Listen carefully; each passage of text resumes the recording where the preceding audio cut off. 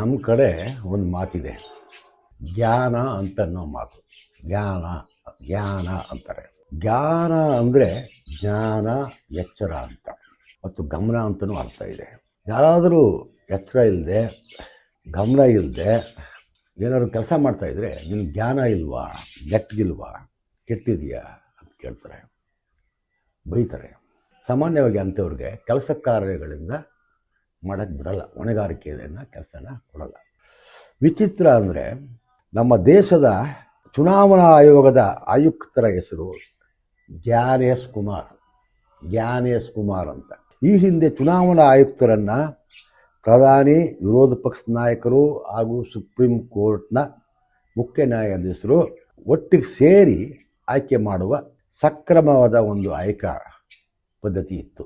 ಇದರಲ್ಲಿ ಒಂದು ನ್ಯಾಯಪರತೆ ಇತ್ತು. ಆದರೆ ನಮ್ಮ ಸಂಸತ್ ಚುನಾವಣಾ ಆಯುಕ್ತರನ್ನು ಆಯ್ಕೆ ಮಾಡಲು ಪ್ರಧಾನಿ ಹೆಸರಿಸಿದ ಒಬ್ಬರು ಹಾಗೂ ವಿರೋಧ ಪಕ್ಷದ ನಾಯಕ ಎಂದು ತಿದ್ದುಪಡಿ ಮಾಡಿ ತಂತಲ್ಲ, ಮತ್ತು ಮೊದಲಿದ್ದ ನ್ಯಾಯಾಧೀಶರ ಹೆಸರನ್ನು ಕೈ ಬಿಡ್ತಲ್ಲ, ಅದರ ಫಲವೇ ಜ್ಞಾನೇಶ್ ಅವರ ಆಯ್ಕೆಗೆ ಕಾರಣ.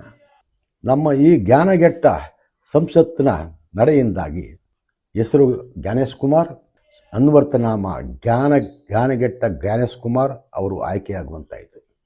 ಇವರು ಹುದ್ದೆ ಒಂದು ರೀತಿ ಅಕ್ರಮ ಶಿಶು ಅನ್ಬೋದು. ಇವರಿಗೆ ಇಬ್ಬರು ಅಪ್ಪಂದಿರು. ಒಬ್ಬರು ಇವರನ್ನು ಆಯ್ಕೆ ಮಾಡಿದ ಮೋದಿಯವರು, ಮತ್ತೊಬ್ಬರು ಅಮಿತ್ ಶಾ ಅವರು.